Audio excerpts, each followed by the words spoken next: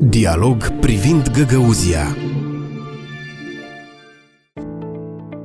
Sărbătoarea Mărțișor la Găgăuzi.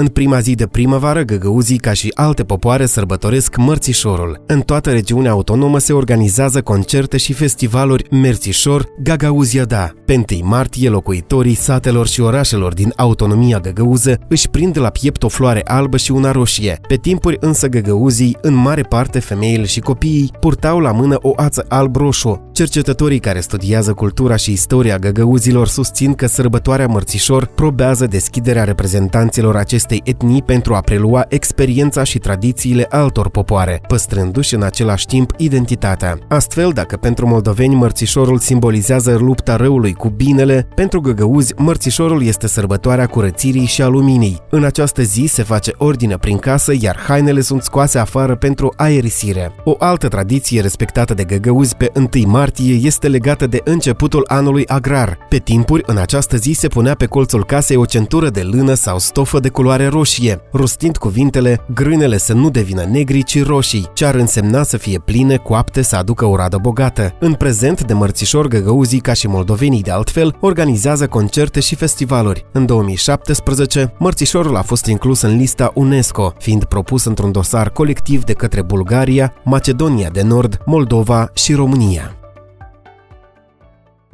Dialog privind Găgăuzia.